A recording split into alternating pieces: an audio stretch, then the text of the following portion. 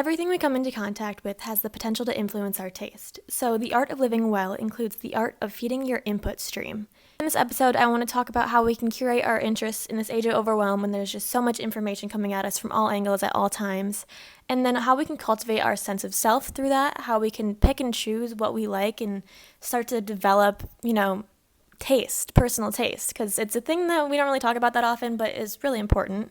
And then also in terms of taste, it's finding what brings us joy, being able to pick and choose and not just consume everything that comes at us, because even though there are so many great TVs, movie shows, so many great accounts you can follow, we just don't have the capacity to follow them all, to watch them all. And we don't have unlimited time either. Your time is limited on this earth, and that's something that we need to be cognizant of. So pick and choose what's right for you, develop your sense of taste, and let's find out how we're going to do it.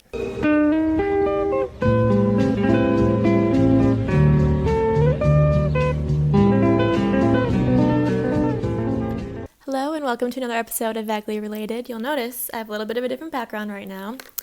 Let me just show you. See if you can figure out where I'm at.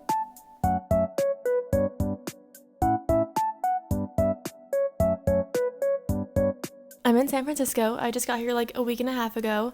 I was in Spain before this. I was working in a little villa, staying for free and helping them paint their house. And before that, I was in New York.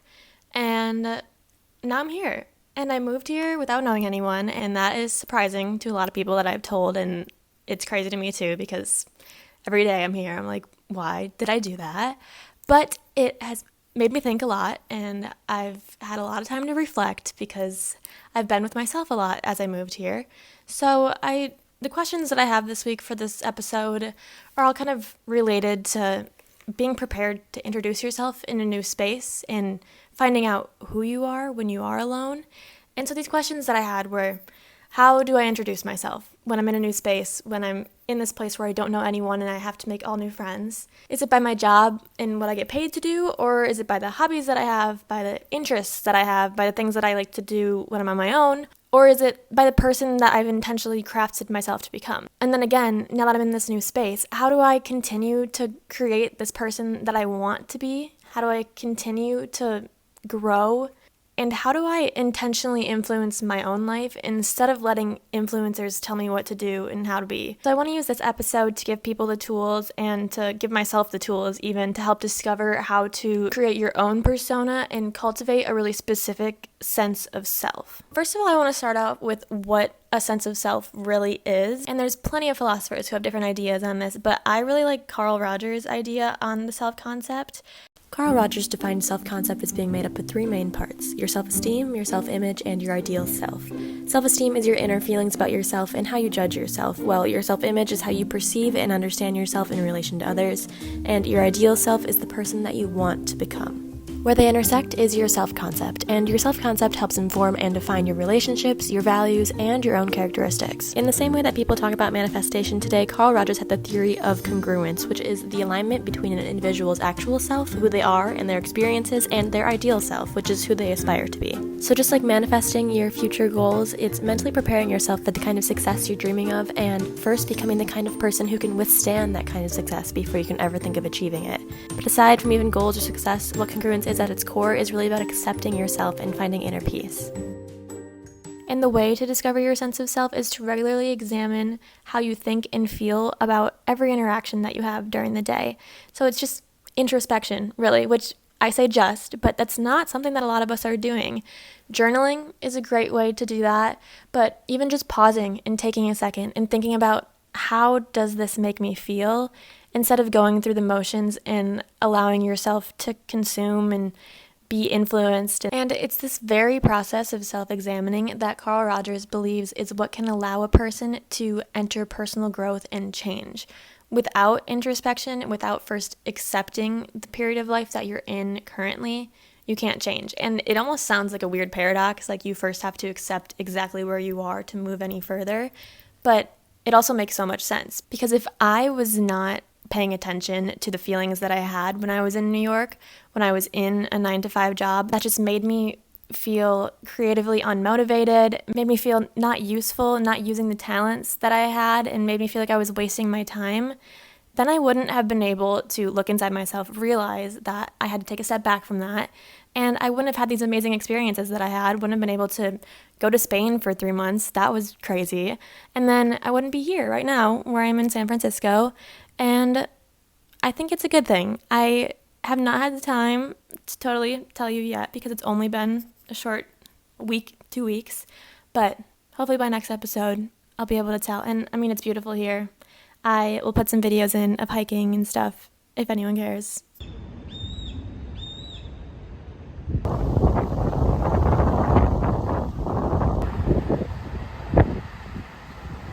A lot of people take the time to evaluate others.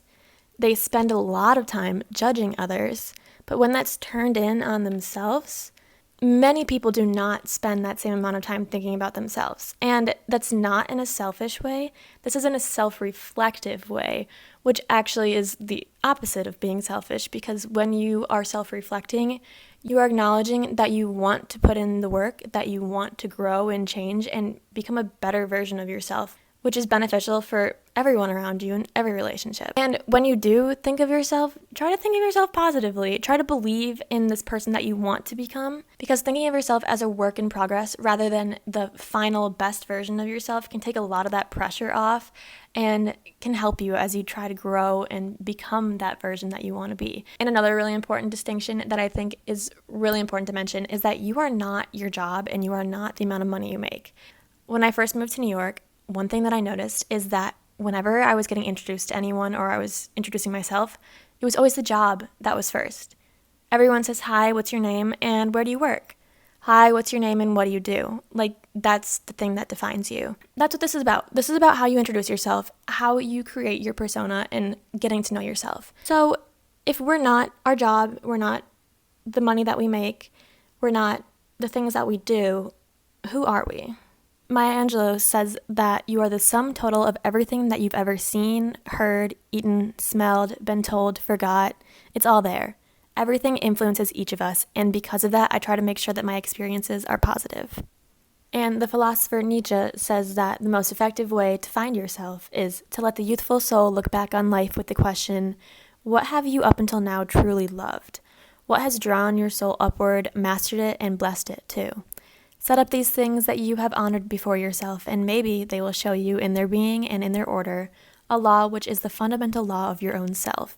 Compare these objects, consider how one completes and broadens and transcends and explains another, and how they form a ladder on which you have all the time been climbing to yourself. For your true being lies not deeply hidden within you, but an infinite height above you, or at least above that which you commonly take to be yourself. So I just want to take a moment to say to myself and to everyone listening, watching, whatever, that however you think of yourself, you are so much more. You can achieve so much more than you ever imagined. You can become so much more than you ever imagined. And thinking of yourself in a negative light is not helpful and isn't going to help propel yourself forward in any way. And even the positive thoughts that you have about yourself, those will multiply in their truth as you continue to grow. The bigger the goals and dreams that you have for yourself are, the even greater that their potential can become. Like, we can't even begin to imagine our true potential. And that's such an exciting thing, I think. Maybe that's just me because I'm so used to uncertainty at this point, moving to different cities without knowing anyone and just kind of jumping right in. But I think because I've been able to let go of a lot of those fears that I have had, it makes life so much more exciting. Like, yeah, I have no idea who any of my friends are going to be here. I have no idea if I'm going to be able to finish this book, if anyone's even going to want to buy it, or if anyone's going to even enjoy reading it. But I know that I really enjoy writing it. I know that I really like this city and I like being in California. And so every day I wake up, I feel happy. And I think it's a really great way to think about life too, is taking it day by day, but also having standards for yourself and doing the things that make you happy intentionally. While I was doing some research for this video, I came across this really great Substack article called Taste is the New Intelligence. And it touched on that idea that when everything around us is in great abundance, when we have access to practically anything at our fingertips, it means that our attention is worth everything, because we can't, as much as we try, we can't pay attention to every little thing that's around us. And so what we give our attention to and what we choose to engage with becomes a reflection of how we think and who we are.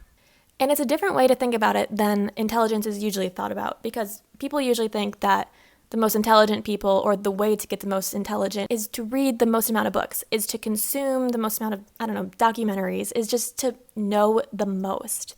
But if we think about it, and I don't mean to say this in a scary way, but ChatGPT and AI know more than us.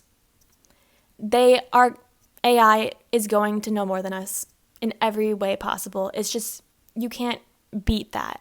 But consuming the most shouldn't be our goal anyway. Because the smartest people aren't the people who know the most, but they're the people who are experts on certain fields, or who are able to form the most convincing or the most unique opinion on something. Either way, intelligence has to do with taste, and that means being selective on the things that we consume on a day-to-day basis. And I'm going to give a bunch of tips for how to develop taste, because I think it is something that is actually kind of difficult when we have so many things overwhelming us at all times. And a really interesting point that this article made that I love is that taste delays gratification. And out of delayed gratification comes the most fulfillment. Instant gratification is when you're scrolling through TikTok because you don't know what else to do and you're bored, or you just need that quick dopamine rush because you don't want to have to focus on anything for too long a time. I know everyone needs that moment just to chill, but when we are thinking about the things that we're consuming on a day-to-day basis, if we can develop our taste and we can delay gratification and say no to certain things instead of just consuming everything that's in front of us, then we can start to build more specific, intentional selves, and we can become intelligent tastemakers of our own lives. So instead of trying to consume everything that's in front of you, instead of trying to overcompensate for all this information by spreading yourself too thin and becoming a carbon copy of everyone else on the internet because you don't know how to say no or pick and choose what you want to do, focus on the things that bring you joy and find depth in the things that you consume. So I saw this really fun idea to get to know yourself better, and I think it works really well as a journaling prompt, but I'm a writer. I love to write everything down, so if you just want to have it like as a conversation with yourself, I feel like that would be a cool way too. But speed dating, okay? Don't stop there, because I think speed dating is so cringy with other people. I hate when I'm at an event and then they make you go around and do the whole speed dating thing. I'm not a fan of that. But that's just like what they called it. Think of speed dating, but if you were face to face with yourself. If you haven't been on a first date in a while, or you haven't met a new friend in a while, it can be hard to think about what your answers to those questions are right on the spot. I know I was just interviewing at a restaurant the other day, and someone asked me who my favorite artists were, like musical artists. I'm listening to music all the time. I know who my favorite artists are in my head, but the second that they asked me that question, my mind went so blank, and it was so embarrassing, and I was like, I need to look at my phone and show you my playlist, because I simply can't think right now about who my favorite artists are. And I don't know if that happens to other people, but I think it's good just to have kind of an arsenal of your favorite things ready on deck, because then you can identify easily and kind of use it as a filter when you're going through life of the things that you might want to engage with, or the things that you don't want to engage with, because actually it's not aligned with the things that you like. So in a page in your journal, or however you do it, write down your favorite music, favorite genres of music, favorite artists. Write down your favorite movies, favorite directors of movies, favorite books, book genres, favorite authors, favorite poems, favorite quotes, and this is going deeper than I know a lot of people get asked on first date. So when I was doing this, I found that I actually didn't even have the answers to a lot of these questions, and I had to do my own research to find what I liked. Doing research on things you like is fun, okay? That's why I love making these videos, because then you get to literally learn about yourself. And when else can you say that you do that? Hopefully more often than not, because that's what this video is about. But that's like, when you are doing research on yourself and you're learning about yourself in that way, congratulations. That's self-introspection A therapist would be very happy with all of us for doing that. And there's so many more questions and things that you can ask yourself. So let me keep going with this speed dating thing with yourself. Favorite thing to do in the morning? Favorite thing to do before bed?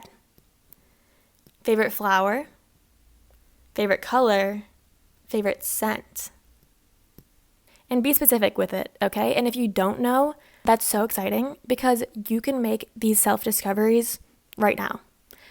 One of the most creative things to do is discovery. That's how you can get inspiration from things around you by connecting to things that are already inside of you that you maybe don't know yet. And what I mean by that is, so say favorite flower. Easily, I could go on a walk outside for 10 to 15 minutes and I can go on a flower discovery walk. I actually kind of do this a lot because I have a lot of fun just going on walks and discovering new things. There's this part of Google, if you go on the Google app, there's a little camera that has like a search feature. If I'm on a walk and I see a flower that I particularly like or I think is cute, I pull out the Google app and I just like face the camera at it, and then it will literally search based on the picture and tell you what the name of the flower is. And so I've been trying to be really intentional and keeping track of the flower names, and I've learned a lot. Here, my favorite is the giant velvet rose. I can't believe it's a real flower, succulent, whatever, but it's so gorgeous. And I was on a flower walk with my mom when I was back home. We figured out her favorite flower is allium. I'll put it here. They are gorgeous. I love those too. And when I went to the Golden Gate Park for the first time, I discovered fuchsia, which I've seen before. I don't know why I was acting like I didn't know what it was, but they are literally like little fairies. They are the cutest little flowers ever. Like you could draw a face on it and that's a fairy. That's literally a fairy. But there's so many fun things to discover, so many fun things you can do and get to know about yourself. And this is just barely brushing the surface. But the most important thing is when you are asking yourself these questions, if you're journaling it or whatever, make sure you write it down. Make sure you keep track of it and you keep it in a safe place. Because this is where you can go to refer to all these things about yourself. And the best part is that these things can change. And when they do change, that's how you can learn so much about yourself and then realize what is the thing that maybe made that change throughout the year? What's the moment that changed you throughout the year? And when you reflect on things like that, you can learn so much about yourself. And it's exciting and it's smart too. It'll help you process things in your life and help you become a more intelligent person. And so just because I'm on my computer a lot when I'm writing, I actually made a Google Doc that has a list of all of these things on it, that has the authors and different topics I like, philosophers I like, different quotes that I like, so I can always go back to them and reference them. Especially when I'm making videos like this, I find it's really important to have those authors that I trust so that I know for certain topics, if I need to research, I can turn to them and I know that they'll always have good things to say. Same with philosophers. And then when I'm picking out books that I want to read next, I always start with authors that I love to see if they have anything new out or anything that I haven't read yet because I know I can trust them. And then overall, this is just honestly finding ways to influence yourself in the next things that you do in life. So instead of turning to TikTok or Goodreads or different platforms where strangers can tell me what I'm going to read next, I can turn to my notes app, turn to this Google Doc that I have, and say, okay, Rachel, we know that we like this. What should we do next? Because we know what we like. This is just being a person in conversation with your own self, knowing your own self. And when I was making this video, I was thinking about all of these different apps that influence us for all these different things. Goodreads influences us for books. Letterboxd influences us for movies. TikTok influences us for the clothes and the makeup and different everything TikTok influences us for. And Reddit can influence us for different communities. There's so many different apps for different things that are telling us what to do. But there's also ways to make those apps work for you so that instead of influencing you, you can influence the content that you see based on what you like. And that's how you can use the algorithm instead of making it use you and create who you are. But the only way to do this is to first know what you're interested in. Because if you don't have strong enough interest, if you don't have a strong enough hold on what those interests are, then you're not going to be able to push back and say yes and no to the things that come up on the algorithm. So let me just give you examples platform by platform of how to do this. But I do think it's really important to first do that journaling exercise, write it all down, get to know what those things actually are, and then do this and influence the algorithms of each of these apps. So, for Goodreads, there's a feature on Goodreads where you can create shelves.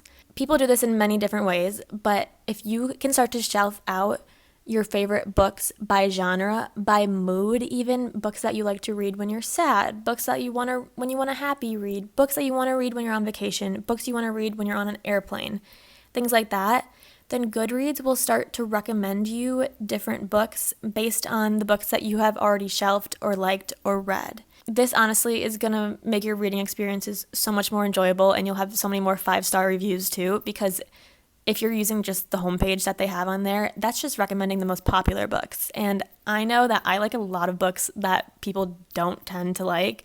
Like even in my book clubs, a lot of times I was the only person who was very enthusiastic about a book, and then we go around the circle and everyone said they hated it. That was for Jennifer Egan's Goon Squad, and that is literally one of my favorite books, but my book club didn't really like that book, and that's fine because you can be friends with people who have different interests than you. That is totally cool, and that's actually kind of a good thing, just so you're not stuck in an echo chamber of your own creation. And it's so fun when you can discover the things that you truly like. And I'm gonna show this text from my friend. I hope she's okay with it. I thought it was the cutest thing to receive. I'll put it up here. Basically, she read a few books that were similar and discovered that there was a very specific genre of women's literary fiction that she loves. And when you can discover that genre that you love, it's so exciting because then there's so many things that are opened up for you, new recommendations, new books that you can find in that category. And then in Letterboxd, I think it's a great app to keep track of, first of all, the movies that you watch, just so you know what you're liking and disliking, and you can rate them so that you have kind of this whole repertoire of the things that you gave 5 stars, that you gave 1 star, so you can know when you look back at it. But then you can also make those same kind of groupings or playlists for movies based on genres, and you can get really specific with it too, which is what I love about it. And they also have really great resources of lists and groups that people already made that are really, really specific. And I would recommend just going through those lists that are made and looking through the movies, seeing which ones you've watched, and seeing kind of what lists resonate with you the most so you know what genre of movie it is that you enjoy. For me, I was looking through those lists and I found that my favorite kind of movies are those ones that are in the category of feeling lost in your 20s, that are for when you want to feel something, or what will I do with this life? You'll see a big theme here. Our teenage wasteland, coming of age movies, films about women, by women. Those, when I look at those lists, it was like every single movie in that category I had loved. I had given 5 stars, I'd put a heart next to, and I had put on my wall as like a top 4 movie of mine. Ways to do this on Reddit is to follow groups that have things that you're interested in. Like when I first moved here, I followed the San Francisco group, and I actually got to learn a lot about different events that were going on. So it was really nice to be able to get those notifications, not just for random Reddit things about relationships between people who were cheating on each other and doing weird things and am I the asshole conversations on Reddit. Like, those are things that I didn't really care about, but then when I was able to follow groups that I did care about, my notifications changed so that I was only getting served the content that really mattered to me. And I know that's the whole point of an algorithm, but a lot of times it serves the platform more than it serves you, so you have to work hard to make it serve you. And that's the same case with YouTube and TikTok. My TikTok is now filled with motivational videos. It's actually kind of crazy how much I learn when I go on TikTok now, which sometimes is a little bit disappointing because sometimes I go on TikTok and I just want to turn off my brain and watch a funny video about like a cat or a baby doing something. But because I've curated my TikTok so much and interacted with these different philosophical videos and videos about books and just literary topics, now I go on my TikTok and I literally learn things when I go on there, which is so different from what it was just like a few months ago. But it's true that like you have the power over what you consume. You have the power to say yes and no to the things that are being served to you, and algorithms can actually help you if you let them. And on YouTube, I found the best way to do that is to make playlists for yourself, because there's just, there's so much content here on YouTube that is getting posted every day, and there's so much great content too, but it can be hard to find sometimes. So I create playlists of my own that are private. That's like writing advice, research for vaguely related, philosophy, literature, classics, self-help, motivation, religious stuff. And anytime I see a video that's just like remotely interesting to me, I save it to that specific playlist so that when I actually have the time to sit down and watch a longer YouTube video, I can go through my saved playlists and then I can be like, okay, this is what I know I like, what interests me in this second right now. And then I already have this plethora of information that is interesting to me and I can pick from it. And this is a way to cut through the noise, but I think really the most important thing that we need to be doing to start looking inward in ourselves is to give ourselves those moments of solitude so that we can have the space and the quiet to be able to reflect. And while social media is a great tool for learning and finding this plethora of information everywhere, it actually is one of those things that takes you out of your solitude and can interfere with self-reflection. I saw this article from researcher Virginia Thomas that said that social media can interfere with the process of identity formation, and that can be because self-reflection is really crucial for that period of life, especially for young people or people of any walk of life are still discovering themselves. And that's because all that information coming at us, it can be hard to know what to say no to when you haven't had the time alone with yourself to decide what it is you like and you don't like. And spending more hours alone was linked with feelings of less stress, and so it showed that solitude actually does have calming effects too. And a day with more time in solitude also related to feeling freedom to choose and to be oneself. But this has to all come in moderation because solitude is different from loneliness. So you have to make space to be alone with yourself, but you don't want to overdo it. The way that solitude works is when we can choose solitude intentionally and use it for its benefits and self-reflect. Especially because the world around us is so noisy at all times, with sound, with information, with billboards, with anything you can think of. It's hard to find space to be alone. And with these constant interruptions, it can be hard to know what's coming from inside your head and what's coming from around you. And then you can start to feel fragmented and lose your sense of self.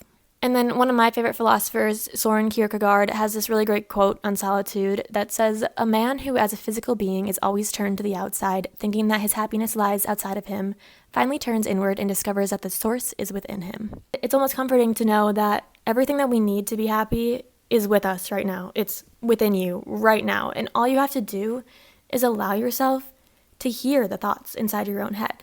It's that simple. And paying attention to the things that bring you joy is going to make you a happier person.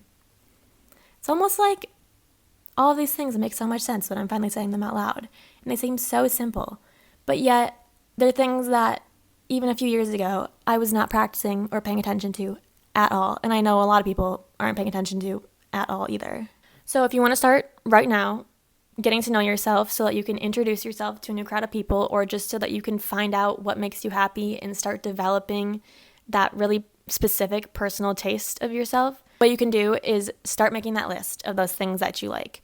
Start keeping track and start discovering. If you don't know what they are, go on those self-discovery walks, do those journaling prompts, and I promise you that you will start to know yourself so much better, and you will start to enjoy yourself so much better when you know yourself better. And I just want to say one more quote because I love Maya Angelou and she has so many quotes about this and just life in general. She says that each of us has that right, that possibility to invent ourselves daily. If a person does not invent herself, she will be invented. So to be bodacious enough to invent ourselves is wise.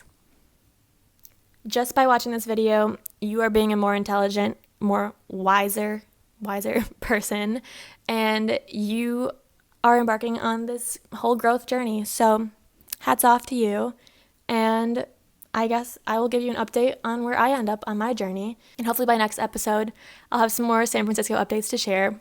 Hopefully we'll have some friends. And yeah, if you like this video, please subscribe.